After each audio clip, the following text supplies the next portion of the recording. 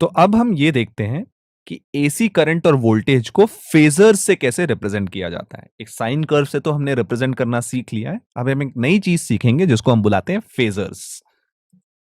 अब फेजर होता क्या है? फेजर एक ऐसा वेक्टर है जिसकी लेंथ, जो वोल्टेज या करंट जिसको हम रिप्रेजेंट कर रहे हैं, उसकी लेंथ उस वोल्टेज के मैक्सिमम वैल्यू के बराबर होती है। जैसे आप इस डायग्राम में देख सकते हैं, लेफ्ट हैंड साइड में वोल्टेज का ग्राफ बनाया गया है और उस वोल्टेज की मैक्सिमम वैल्यू Vm है। तो इसका जो फेसर है वो एक ऐसा वेक्टर है जिसका एक एंड ओरिजिन पे है और उसकी लेंथ इसी Vm के बराबर है। सेम चीज करंट के लिए भी यूज होती है। अगर करंट का फेजर होता तो करंट का जो फेजर है वो भी, उसका भी एक एंड ओरिजिन पे होगा और उसकी लेंथ उस करंट के मैक्सिमम वैल्यू के बराबर होगी। फेजर की एक और खासियत यह होती है कि फेजर काउंटर क्लॉकवाइज रोटेट करता है अबाउट द ओरिजिन। और ये रोटेट किस स्पीड पे करता है? ये बिल्कुल ओमेगा स्पीड पे करता है और ये ओमेगा वही है जो साइन कर्व की एंगुलर स्पीड के बराबर है। सो फेजर रोटेट्स काउंटर क्लॉकवाइज, मतलब एंटी क्लॉकवाइज घूमता है अबाउट द ओरिजिन।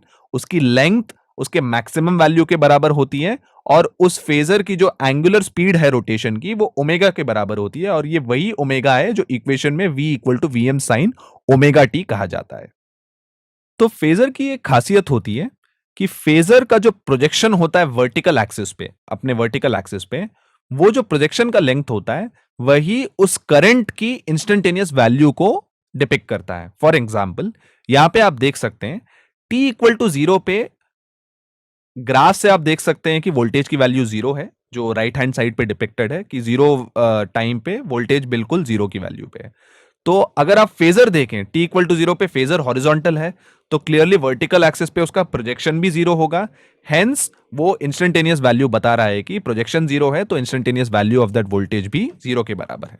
आप अगले डायग्राम में इसको और क्लियरली समझ सकते हैं। तो हम एक ऐसे टाइम पे देखते हैं जहां पे टाइम जीरो नहीं है, थोड़ा टाइम t1 टाइम हो चुका है। अब t1 टाइम पे राइट हैंड साइड में अगर आप ग्राफ से देखें तो इंस्टेंटेनियस वैल्यू क्या है? Vm साइन ओमेगा t1 होगा, जो उस रेड लाइन की हाइट से डिपिक्ट होता है। अब फेजर क्योंकि ओमेगा एंगुलर वेलोसिटी से रोटेट होता है, तो वो फेजर जो हॉरिजॉन्टल था वो ओमेगा t1 एंगल से रोटेट कर गया होगा, राइट? तो इसका मतलब यह है उसकी टोटल लेंथ Vm है, तो उसका वर्टिकल प्रोजेक्शन जैसे डायग्राम में दिखाया गया, उसकी वर्टिकल लेंथ भी Vm sin ओमेगा t1 ही है, which basically means Vm sin omega t1 is nothing but instantaneous value जो हमने ग्राफ से भी देखा।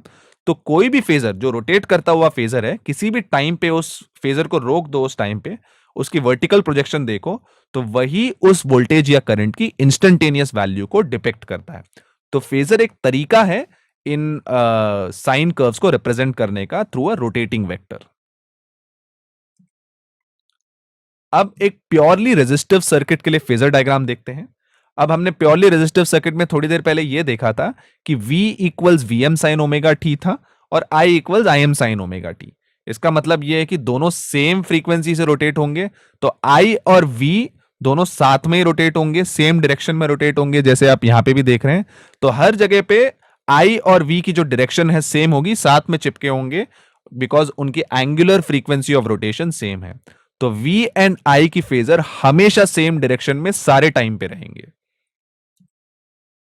तो इसका एक और तरीका है इसको बताने का कि प्योरली रेजिस्टिव सर्किट में वोल्टेज और करंट के बीच में जो फेज एंगल है, the phase angle between the voltage and the current is zero, क्योंकि I जिस दिशा में है उसी दिशा में V भी है हमेशा।